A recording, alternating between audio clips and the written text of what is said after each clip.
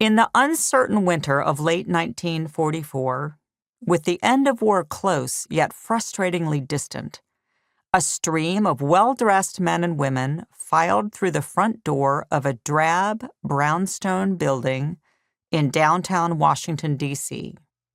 They arrived between 8:15 and 8:30 every morning except Sunday. Before the war, the brownstone had been an ordinary home, but not any longer. The nation's capital had exploded in population over the past 2 years as American citizens, foreign officials, and soldiers arrived to serve the war effort. Every available piece of real estate had been snapped up.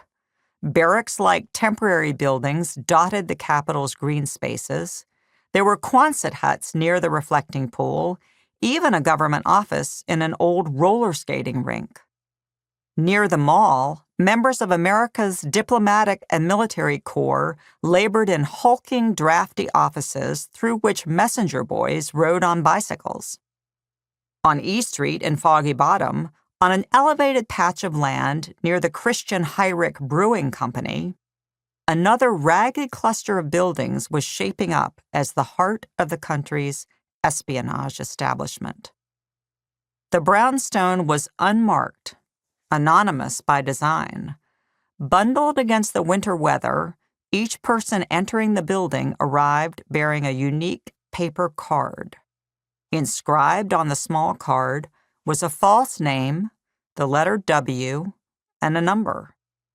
Each day's group consisted of about 18 applicants, their arrival times staggered so they could be processed one by one.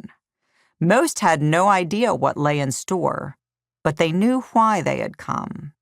They sought employment in a new wartime agency, the Office of Strategic Services.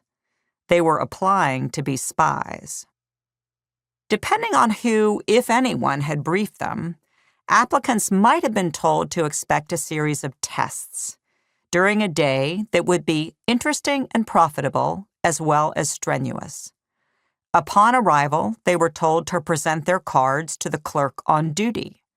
Yet even that simple instruction was itself a test.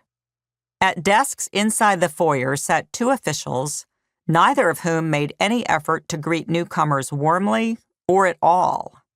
They sat silent, waiting for the applicant to make the first move. Here was a difficult situation, as a report later noted. Some applicants were put off. Some were flustered. Some became aggressive and sarcastic. All reactions were noted. If a person asked a reasonable question, such as, "Is this the right place?" the question would be challenged immediately to throw the asker off guard. After the candidate managed to present the card, the intake officers introduced themselves. One was a psychiatrist, the other an assistant. They would be today's examiners. Male applicants were directed to the basement to change into Army fatigues.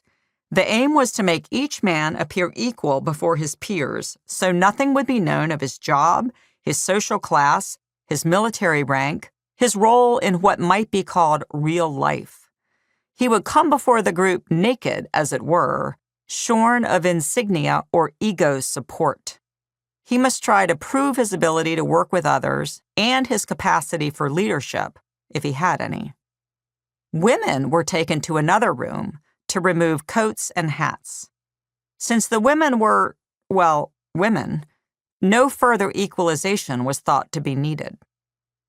Applicants received a purple-inked sheet of instructions, fragrant from the ditto machine, and learned they would be graded on comprehension.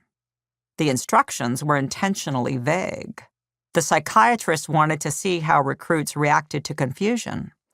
Some read quickly, others read, hesitated, reread.